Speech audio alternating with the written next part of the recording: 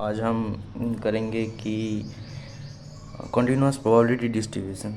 So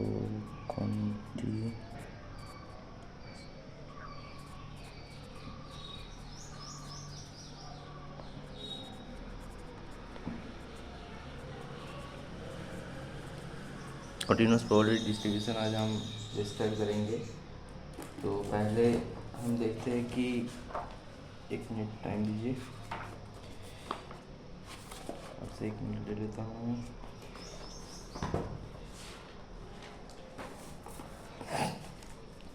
first distribution करेंगे, that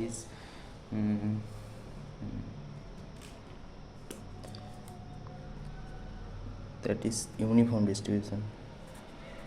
first distribution is uniform और इसको ही कहते हैं rectangular distribution.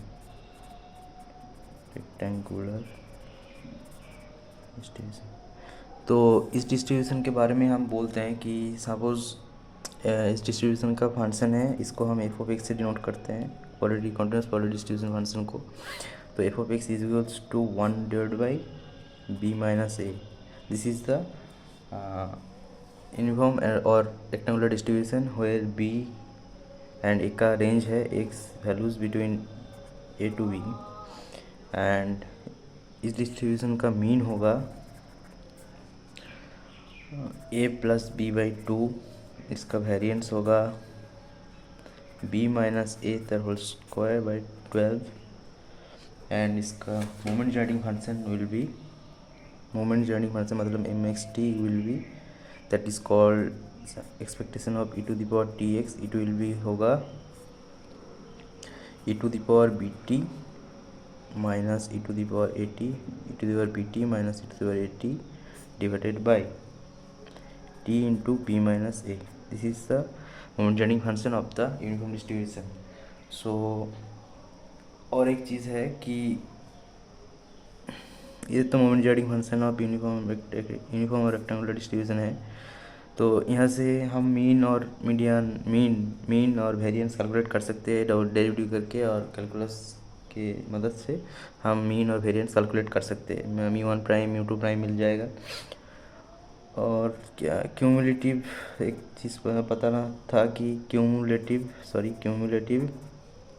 Distribution function, cumulative distribution function of continuous probability distribution, that is cumulative distribution function of uniform or rectangular distribution, that is f of x is equals to x minus a divided by b minus a. This is the cumulative distribution function of the rectangular or uniform distribution where a less than is equals to x less than is equals to b. Next distribution आते हैं कि normal distribution. So second distribution is normal distribution। Normal distribution और इसको कहते हैं symmetrical distribution. Symmetrical distribution, यार एक चीज़ बताना भूल गया, वो यूनिफॉर्म डिस्ट्रीब्यूशन का। यूनिफॉर्म डिस्ट्रीब्यूशन का सपोज एक फंक्शन है कि F of x is equals to, uniform और रेक्टेंगुलर डिस्ट्रीब्यूशन का एक फंक्शन है कि F of x is equals to E to the power minus X. So E to the power minus X का graph क्या होगा? E to the power minus X का graph ऐसा होगा। And so E to the power minus E to the power X का graph है ये। So E to the power minus X होगा ऐसा, and 1 minus E to the power minus X होगा ऐसा। So 1 minus E to the power X, it is the example of rectangular distribution. और rectangular distribution है ना, वो rectangle है ना, तो इसलिए वो प्लेटोकाटिक है, मतलब कि प्लेटोकाटिक है। कार्टोसिस होगा इसको प्लेटोकाटिक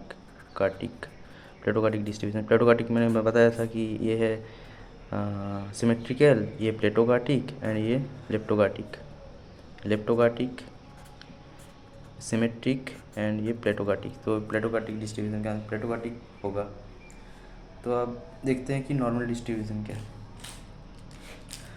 सो नॉर्मल डिस्ट्रीब्यूशन बहुत बड़ा है, बहुत इंटरेस्टिंग भी है। यह है सिमेट्रिकल डिस्ट्रीब्यूशन या फिर नॉर्मल डिस्ट्रीब्यूशन। इसको इस तरह ग्राफ होता है। तो नॉर्मल डिस्ट्रीब्यूशन के बारे में कुछ हिस्टोरिकल इवेंट बता देता हूँ कि it is invented by De Moivre, और De Moivre is invented normal distribution, and it is sometimes called Gaussian distribution, sometimes is called Gaussian distribution। इसका ग्राफ तो देख रहे हैं तो आपने कि ये नॉर्मल डिस्ट्रीब्यूशन का ग्राफ है। तो इसमें कि mean median mode is equals to mean is equals to median is equals to mode, तीनों सेम है क्योंकि ये सिमेट्रिक डिस्ट्रीब्यूशन है। And main cause is that is when n is infinity, मतलब n is too large, neither p और q, मतलब कि probability of success and probability of failure is not too neither p और q is too small, मतलब कि जब p और q बहुत छोटा नहीं है तो r n बहुत ज़्यादा है, n बहुत n tends to infinity, then it follows normal distribution. तो नॉर्मल डिस्ट्रीब्यूशन का इक्वेशन देख लेते हैं कि normal distribution F of x is equals to 1/σ√2π e⁻1 -12 x - μ/σ² यह है नॉर्मल डिस्ट्रीब्यूशन का फार्मूला, नॉर्मल डिस्ट्रीब्यूशन का फंक्शन। तो यहाँ पे मीन है, ये है मीन मतलब mu is the mean, and variance मतलब σ² is the variance, σ² is the variance and mu is the mean, and इसका moment generating function will be moment generating function is the e⁻μt + σ² t²/2। ये है moment generating function of the normal distribution. तो ये तो symmetric distribution है, इसलिए normal distribution का skewness और कार्टोसिस दोनों ही ज़ीरो होगा क्योंकि ये सिमेट्रिक डिस्ट्रीब्यूशन है। सो हम मोमेंट जनरेटिंग फंक्शन से क्या निकल सकते हैं, मोमेंट जनरेटिंग फंक्शन से हम मोमेंट निकल सकते हैं कि मोमेंट्स μ1' μ2' ऐसे निकल सकते हैं। तो अब देखो कि सपोज़ μ2r+1 ये है मतलब कि ये ऑड ऑर्डर है, मतलब r = 0 करोगे तो μ1 होगा, μ1 तो 0 है। r = 1 करोगे तो μ2 + 1 2 + 1 3 μ3 = 0, मतलब कि ये 0 होगा। मतलब कि odd order central moment is always 0, odd order central moment is always 0, and even order central moment, that is μ = 2r, it will be that 2r -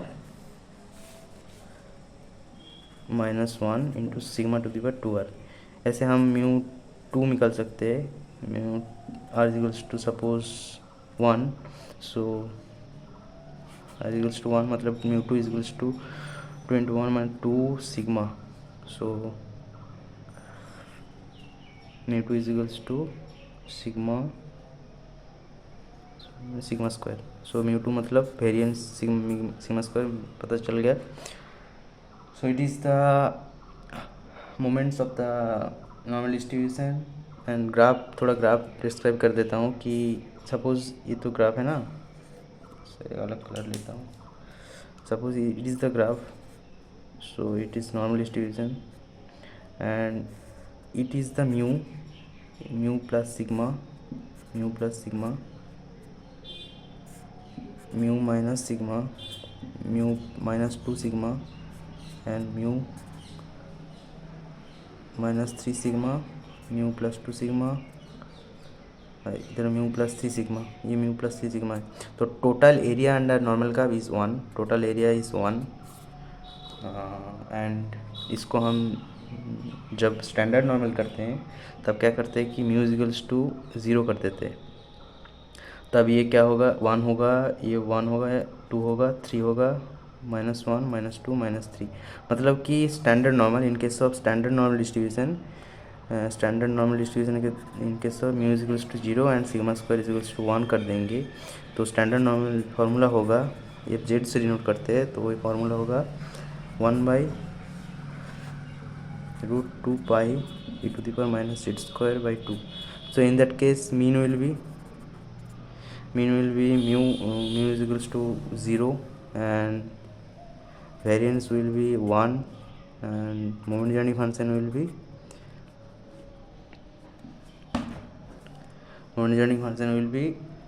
e⁻μt plus sigma square t square by t मतलब t square by 2. It is the moment journey function of the standard normal distribution. It is called standard normal distribution and हम देखते हैं कि तो standard normal हो गया और कुछ मिस कर, हाँ ठीक है ये तो ये पार्ट है ना, सॉरी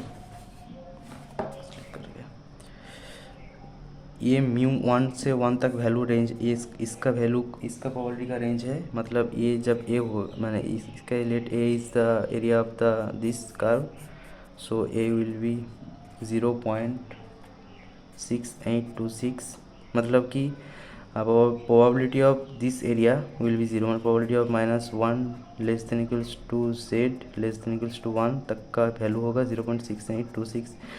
इसी तरह सेकेंड पार्ट मतलब -2 ये वैल्यू होगा, ये बी ले लेते तो बी होगा 0.9544 एंड -3 to 3 तक वैल्यू होगा, let it will be C, so value होगा 0.9973. तो इस पार्ट का प्रोबेबिलिटी टोटल प्रोबेबिलिटी है, मतलब 0 से इस तरफ का टोटल प्रोबेबिलिटी है 50 एंड 0 से इस 3 तक प्रोबेबिलिटी है कि 0.9973/2. और हम बता देते हैं कि suppose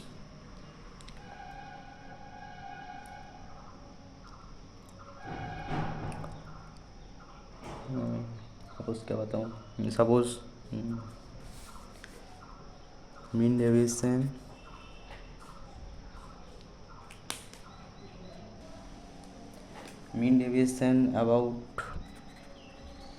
about mean will be 4/5 into sigma.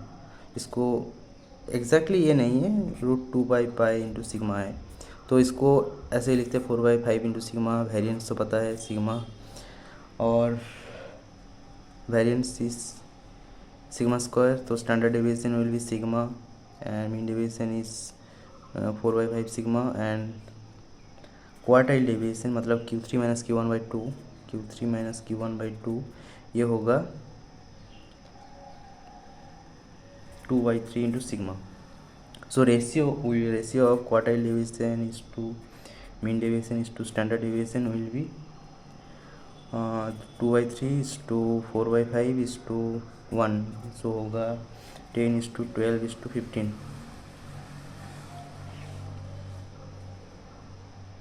और एक में Q3 क्या होगा, Q3 in case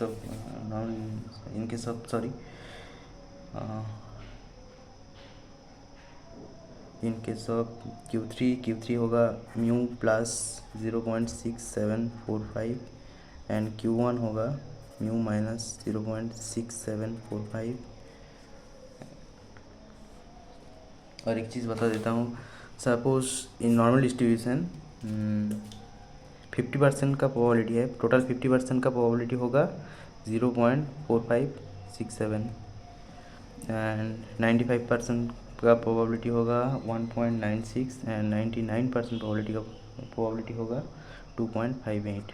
सो नहीं सॉरी प्रोबेबिलिटी नहीं होगा, ये एरिया होगा, मतलब कि 99% एरिया 2.58 है, 95% एरिया 1.96 है एंड 50% एरिया इज़ 0.6745. ये है, ये प्रोबेबिलिटी नहीं है, ये है इस वैल्यू मतलब जेड का वैल्यू है, ये जेड का वैल्यू है,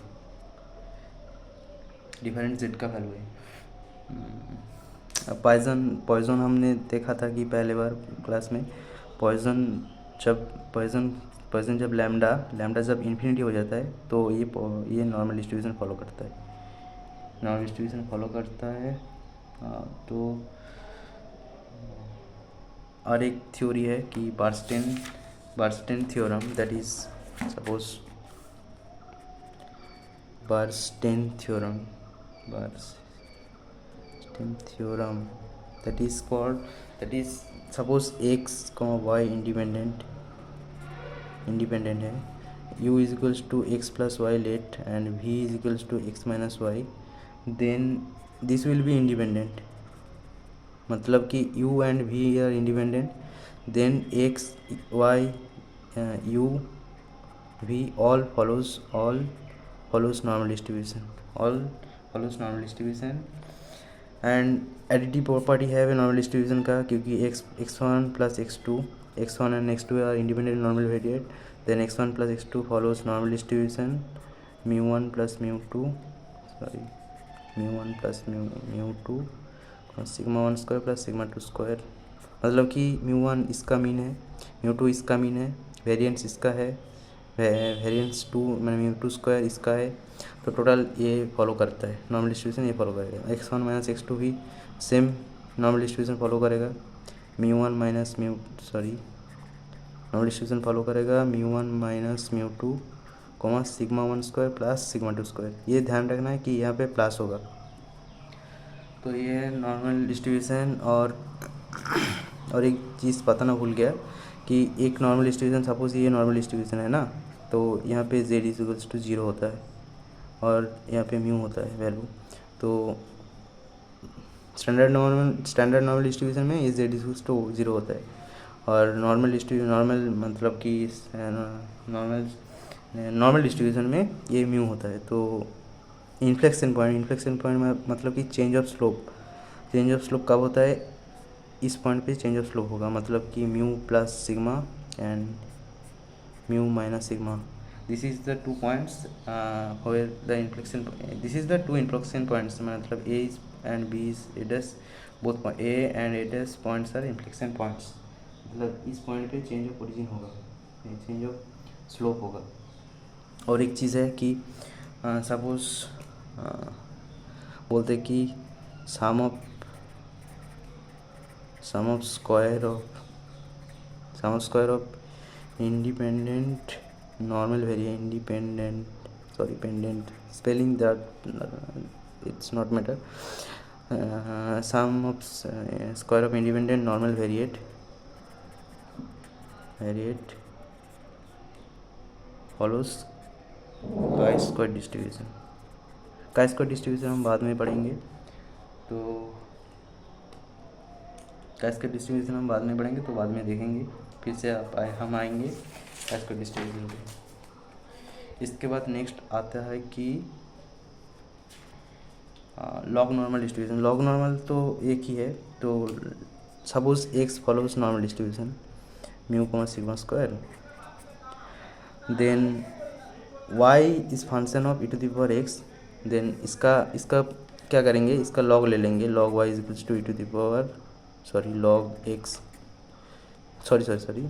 log e, मतलब कि log y is equals to x, so e2 will follow, मैंने log y follows normal distribution, that is mu comma sigma square follow करेगा, इसको कहते हैं कि log normal distribution. Next distribution पे आते हैं कि गामा डिस्ट्रीब्यूशन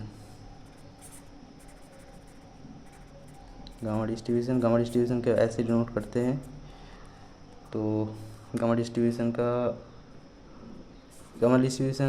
की सिमिलरिटी है, पॉइसन के साथ सिमिलरिटी है, मतलब नहीं है, सिमिलरिटी है। पॉइसन क्या था, पॉइसन था e to the power minus lambda to the power x by X factorial, ऐसा था, p ऑफ x था। तो यहाँ पे f ऑफ x होगा e to the power minus x to the power lambda minus 1 by factorial lambda, ये है gamma distribution. तो यहाँ पे x का वैल्यू है 0 to infinity and lambda is always greater than equals to 0। तो इस डिस्ट्रीब्यूशन का मीन क्या होगा, मीन होगा लैम्डा, वेरिएंस होगा लैम्डा। मोमेंट जनरेटिंग फंक्शन अलग है, इसका पॉइसन का मोमेंट जनरेटिंग फंक्शन अलग था, e to the power lambda into e to the power t minus one था, मगर इसका moment generating function will be generating function will be 1 minus t to the power minus lambda. This is the moment generating function of gamma distribution. Gamma distribution का skewness kurtosis क्या होगा? Skewness मतलब suppose skewness मतलब gamma one मतलब root beta one, gamma one is equals to क्या होगा 2y root lambda, ये याद रखना पड़ेगा। एंड कार्टोसिस मतलब kurtosis gamma two is equals to 6 lambda. Normal distribution का skewness kurtosis all are zero होता है, एंड गामा डिस्ट्रीब्यूशन का स्क्यूनेस है कार्टोसिस है, देख लिया। अब हम देखते हैं कि गामा का मतलब क्या है। तो एक मिनट टाइम दीजिए। गामा का मतलब है कि suppose integration 0 to infinity E to the power minus X to the power n minus one D X, इसको हम गामा बोलते हैं, gamma n।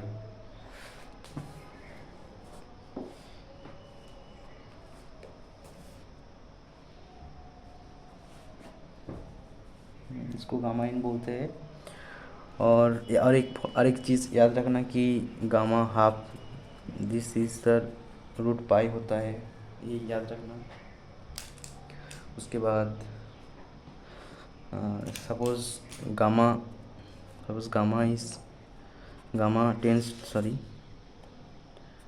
Tense to infinity then lambda tends to infinity then gamma is follows normal distribution, मतलब कि sample जब large होगा तो normal distribution follow करता है। हम अच्छा अब इसके बाद हम देखते हैं कि क्या कि to parameters of gamma distribution. To parameters of gamma distribution क्या होगा? मतलब ये फंक्शन में एक ए आएगा, ये फंक्शन में एक ए आएगा, ए और लैम्डा आएगा, तो ये होगा F of X equals to A to the power lambda E to the power minus A X to the power lambda minus one by factorial by lambda. तो गामा बताना भूल गया, गामा एन मतलब N minus one factorial, ये है gamma का मतलब। तो ये तो two parameters of gamma distribution का मीन क्या होगा? वन पैरामीटर का था लैम्डा बाई ए होगा, वेरिएंस क्या होगा लैम्डा बाई स्क्वायर होगा, और मोमेंट जनरेटिंग फंक्शन क्या होगा 1 minus T by A whole to the power 1 minus T by whole to the minus lambda. अब देखते हैं कि suppose X is follows normal distribution, जो स्टैंडर्ड नॉर्मल डिस्ट्रीब्यूशन फॉलो करता है, तब X square by two follows क्या करेगा? गामा हाफ फॉलो करेगा, मतलब लैम्डा हाफ फॉलो करता है। Suppose X follows normal distribution mu comma sigma square, then X square by two नहीं होगा, then X minus mu by sigma whole square by half follows gamma half.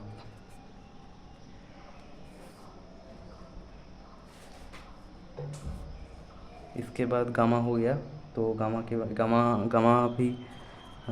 Gamma distribution भी additive property follow करता है, additive property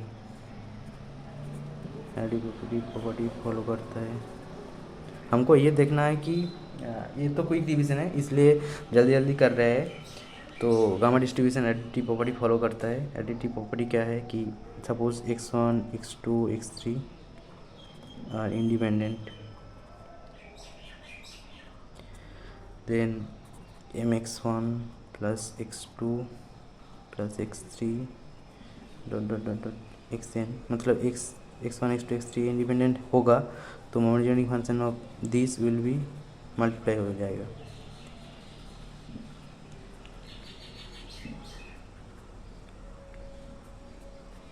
ये हो जाएगा, ये identity property show करता है।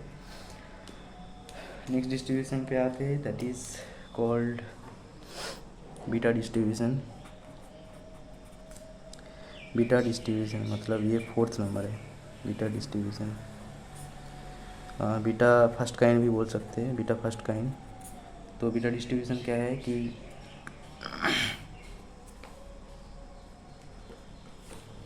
क्या बोलते हैं कि function of x is equals to 1 beta into mu comma V X to the power mu minus 1 minus X whole to the power 1 minus V, mu minus 1 minus X to power V. तो इसका mean क्या होगा?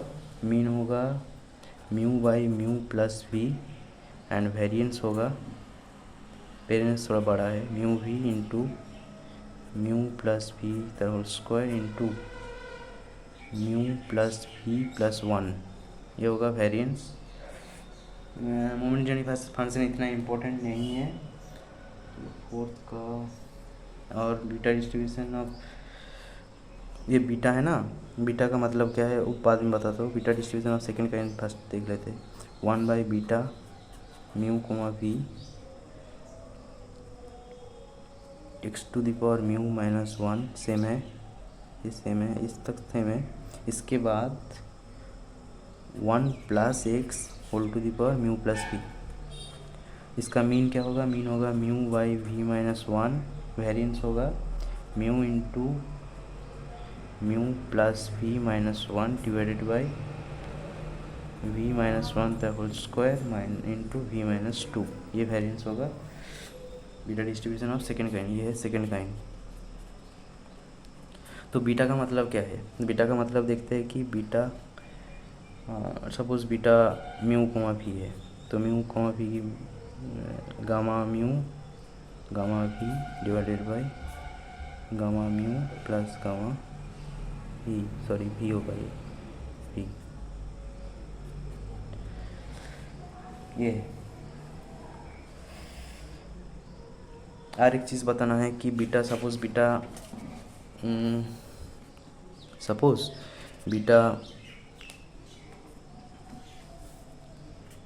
m plus 1 by 2 n plus 1 by 2, ये क्या होगा? ये होगा 2 integration 0 to pi by 2 sine to the power m theta into cos to the power n theta into D theta. तो इसको कैलकुलेट करेंगे तो ये आएगा।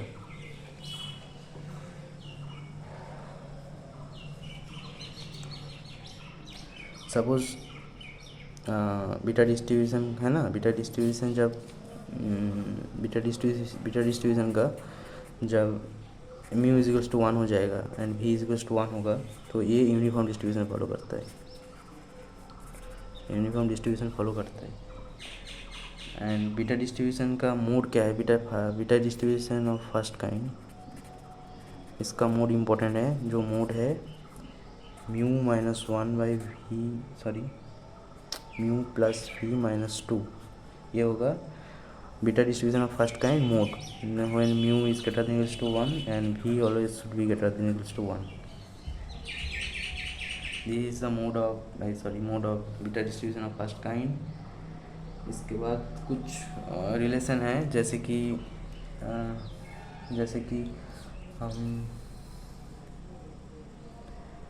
हम बीटा डिस्ट्रीब्यूशन फर्स्ट काइंड को जब बीटा डिस्ट्रीब्यूशन फर्स्ट काइंड है ना, बीटा डिस्ट्रीब्यूशन फर्स्ट काइंड से 1 प्लस एक्स को 1 बाई वाई कर देंगे, तो ये beta distribution first kind first से हम बीटा डिस्ट्रीब्यूशन सेकेंड काइंड हो जाएगा।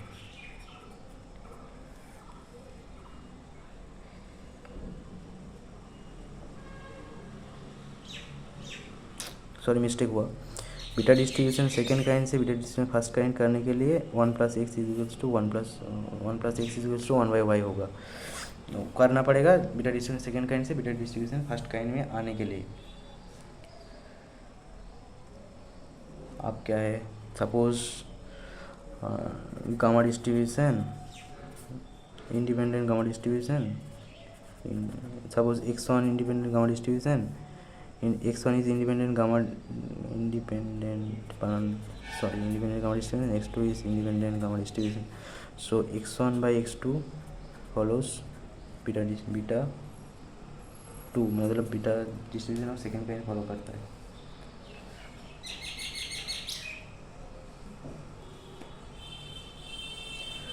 और बीटा 2 डिस्ट्रीब्यूशन मतलब कि gamma distribution beta distribution second kind, ये ऑल्सो एडिटिव प्रॉपर्टी शो करता है. मतलब कि sum of independent beta variate beta 2 variate, मतलब ऑल्सो बीटा 2 वेरिएट फॉलो करता है.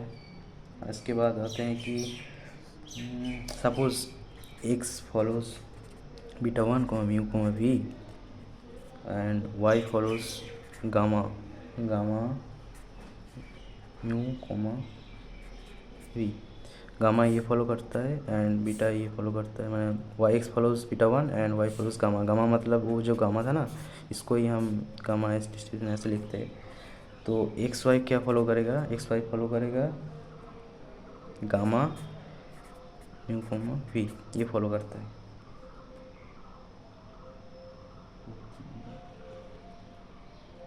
इसके बाद हम आएंगे कि गामा डिस्ट्रीब्यूशन हो, बीटा डिस्ट्रीब्यूशन हो गया. उसके बाद एक्सपोनेंशियल डिस्ट्रीब्यूशन नेक्स्ट पेज में करता हूँ अच्छे से. 6 नंबर है. 4th नंबर ये है beta first one and 5th number beta second. 5th number beta second है. तो 6th नंबर मतलब एक्सपोनेंशियल डिस्ट्रीब्यूशन. एक्सपोनेंशियल डिस्ट्रीब्यूशन का एक फ़ायदा है कि जब गामा डिस्ट्रीब्यूशन क्या था, e⁻⁻x x⁻λ-1 by factorial lambda. यहाँ पे हम लैम्डा इज इक्वल्स टू 1 कर देंगे, इसका नहीं तो लैम्डा 1 कर देंगे तो एक्सपोनेंशियल डिस्ट्रीब्यूशन फॉलो करता है. ये तो गामा डिस्ट्रीब्यूशन है. गामा डिस्ट्रीब्यूशन को जब ये करते हैं तो एक्सपोनेंशियल फॉलो करता है. तो gamma distribution second gamma distribution 2 parameters gamma distribution जो है e⁻λ x⁻⁻1 by factorial lambda. इसको हम लैम्डा इज इक्वल्स टू 1 करते हैं तो एग्जैक्ट एक्सपोनेंशियल फंक्शन आएगा, that is theta into e⁻θx. यहाँ पे ए को हम थीटा से डिनोट करें. तो एक्सपोनेंशियल डिस्ट्रीब्यूशन ये है function F of x is equals to ये है जिसका X is always greater than equals to 0 and इसका मीन क्या होगा, मीन होगा 1 बाई सिग्मा, दिस होगा 1 बाई थीटा एंड वेरिएंस क्या होगा 1 by theta square. Moment ginning function इसका इम्पोर्टेंट हो सकता है, तो दैट इज़ समेशन निकलना पड़ेगा. ये summation 0 to infinity T Y theta to the power R, T Y theta to the power R. So it's exponential distribution sometimes ये geometric distribution के साथ सिमिलरिटी है. जियोमेट्रिक के साथ सिमिलरिटी है. जियोमेट्रिक नहीं है मगर जियोमेट्रिक के साथ सिमिलरिटी है, क्योंकि जियोमेट्री क्या था, p into Q to the power X ऐसा था. तो इसके साथ सिमिलरिटी है, ये ऐसा था मगर इसके साथ सिमिलरिटी है, मगर ये और ये सेम नहीं है, अलग है, अलग चीज़ है. याद रखने के लिए जियोमेट्रिक के साथ सिमिलरिटी है. नंबर 6 तो exponential suppose exponential x1 exponential distribution independent and x2 is the independent exponential distribution. दोनों को सम करेंगे तो ये एक्सपोनेंशियल फॉलो नहीं करता, ये फॉलो करता है गामा डिस्ट्रीब्यूशन फॉलो करता है. ये याद रखना पड़ेगा. उसके बाद आते हैं कि एक्सपोनेंशियल के बाद क्या है, Cauchy distribution. Number 7 Cauchy distribution. तो कॉची डिस्ट्रीब्यूशन क्या बोलता है कि कॉची डिस्ट्रीब्यूशन का कॉची डिस्ट्रीब्यूशन समटाइम्स हमारा टी डिस्ट्रीब्यूशन के साथ सिमिलरिटी है। टी डिस्ट्रीब्यूशन बाद में पढ़ेंगे, उस टी डिस्ट्रीब्यूशन के साथ सिमिलरिटी है तो बाद में बताऊंगा। तो कॉची डिस्ट्रीब्यूशन है कि कॉची डिस्ट्रीब्यूशन क्या है, F of x is equals to lambda divided by pi into lambda square plus X minus mu the whole square. So this is the Cauchy distribution where x is any real number and lambda is greater than equals to 0। इसका moment journeying function does not exist. क्यों moment journeying function exist नहीं करता बताओ? Cauchy distribution का moment journeying function क्यों exist नहीं करता? क्योंकि MGF ये तो एक क्या बोलूँ,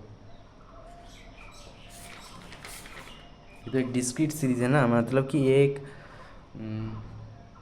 कॉन्टीन्यूअस नहीं है, मतलब एक कॉन्टीन्यूअस है, क्या बोलता है इसको, मतलब एक कॉन्वर्जेंट सीरीज़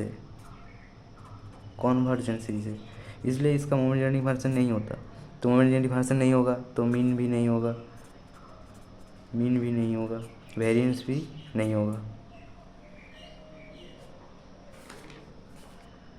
तो ये कॉची डिस्ट्रीब्यूशन का कुछ फैक्टर नहीं है, तो कॉची डिस्ट्रीब्यूशन का अब कुछ नहीं है।